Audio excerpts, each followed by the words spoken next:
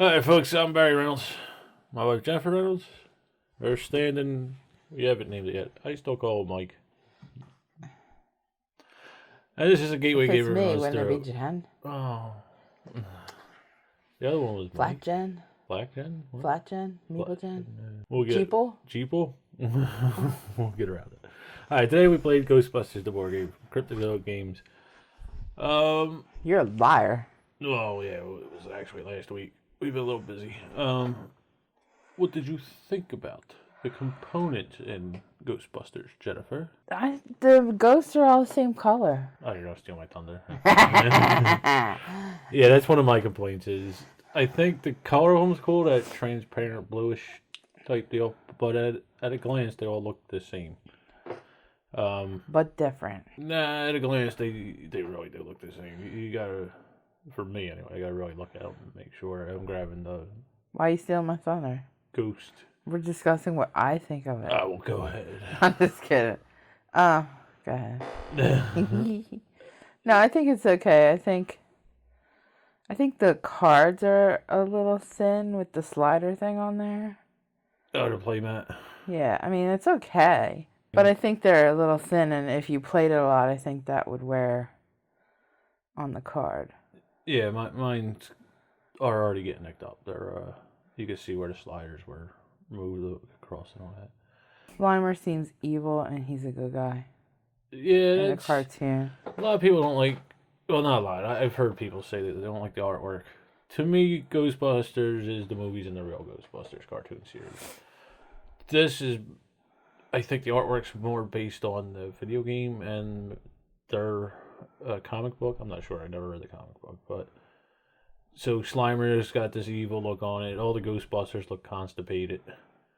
They're a little grittier than what I grew up with. The artwork's cool and all. It doesn't bother me that much. But like Jen said, it's not what I was expecting when you seen Ghostbusters. Even if they just made the ghosts different colors, same material, that would be... The miniatures? Yeah. Because you don't want to paint them. You're going to lose that transparent kind of ghosty effect. Maybe even different shades of the same blue. I know what they were going for. But, yeah, I don't know. Like I said, at a glance, it's hard to tell them apart. Yeah. Yeah. Especially like on the Spirit World board where you're not really paying attention. That's why I always keep them separated between the class 1, 2, and 3s. So you can just grab them and go. But, yeah, that is one thing. I think it's cool how you put the streams on there. I mean, you know, they're rings that you kind of loop onto the ghosties. Yeah. And they either can fit over their head or on their arms, depending on what it is. So that's kind of cool. Yeah, it is. And I also like that randomization, the PKE meter. PKE meter. Ooh, that was tough. It was. I think I heard myself. Okay. So next time we're going to go over A, B, C, D, E. I like the randomization with the PKE meter. It is kind of cool where not only do you have to roll the dice and you check the PKE meter, but you can, flip around to change the direction of the ghost going in different directions. So I do like that aspect of it. While we're on it, what do you think of the gameplay itself? Well, we didn't lose the game or come close to it, so I don't know. I guess maybe if you played Stay Puft, it would be harder, but I don't know, it's kind of easy, I thought. Yeah, Jen's played it 3 times, I think, now. Something like that. I played it with 5 or 6. I played it with 2, 3, and 4 players. And that is one of my problems with the game. It's a great game for what it is. It's an introduction to dungeon crawlers, so to say. It's not exactly a dungeon crawl, but that type of game.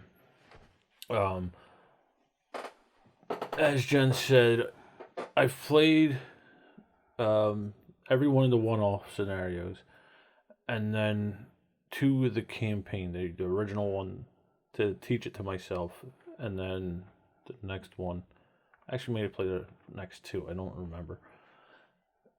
But it's a very easy, simple game. You know, you go around closing gates, beat the big bad. It's basically the winning conditions.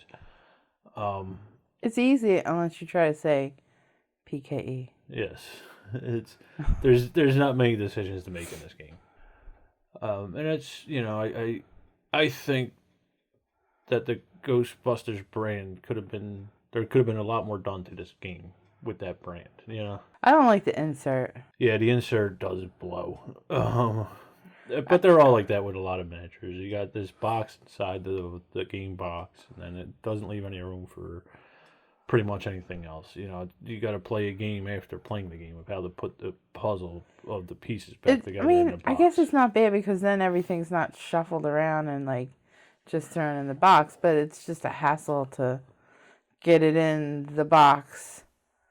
The two trays and the cards and everything in the cardboard box that goes in the big box. Yeah, that is. But that's not only this game. I played a couple other games with a lot of miniatures. It's the same thing.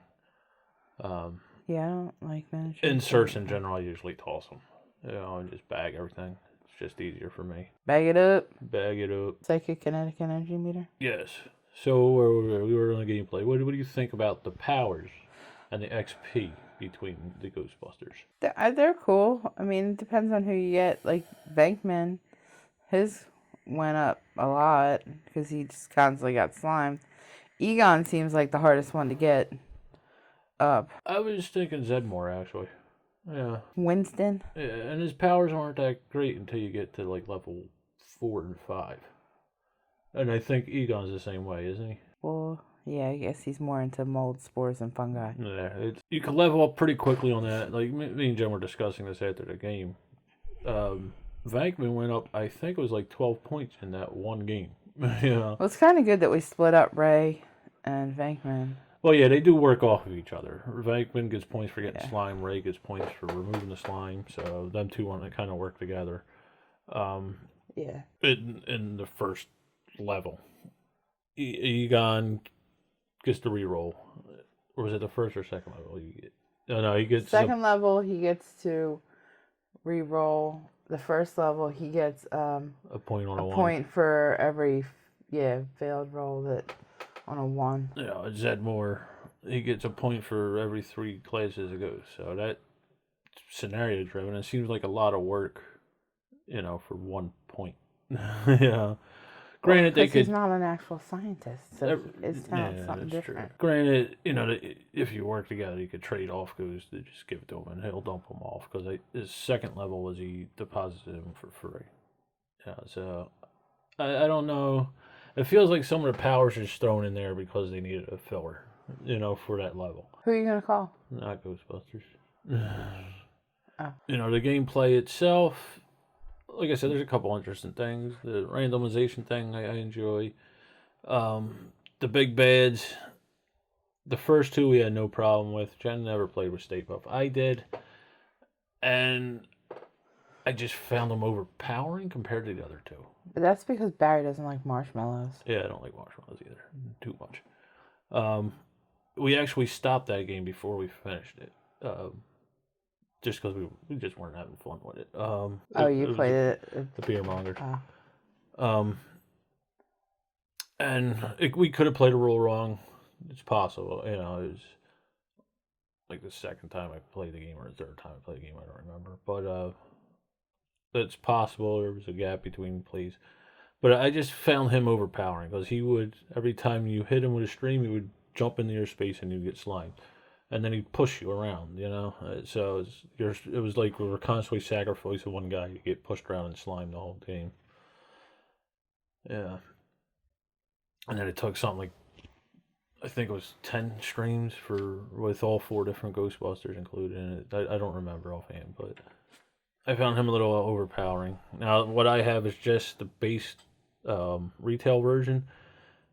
The Kickstarter had a ton of other extras. They had all the big bads in a super mode. I forget what they call it. Suicide mode or something. I forget what they call it. Where they were like extremely difficult to beat and all that. And I guess they were gearing that more towards the gamers rather than gateway gamers, you know. But they were Kickstarter exclusives. We'll never see them. You know? So I don't know how I've mentioned how I feel about Kickstarter with that stuff for the most part, but I don't want to beat on the game a ton. I've heard it called garbage and from a few players and stuff like that. I think for what it is, it's a great game for that type of crowd. Or if you're a real Ghostbusters nut, it's a good game for you. If you're expecting something with a little more teeth in it, then no, it's not. Yeah, it's a entry level dungeon crawl. It's basically what it comes down to. What do you think? Yep. Is that it? Yeah. All right. So if you're interested in Ghostbusters, check it out on the internet. Your game club, conventions, wherever. Barry's house. Barry's house. I'll be Not Barry's here all week, folks. And that's it. Thanks for watching. Good gaming. Have fun. We'll see you next time. No, never see them. We go through It's this every one way. video. Every video? Yeah, just about. Why are you shitting on my fans? Ooh, why you cussing potty mouth? What the heck? God. Gosh darn it. Yeah, okay. Your mama raised you better than that. Mm. Yeah, your mama probably tell you to curse more than that. Yeah.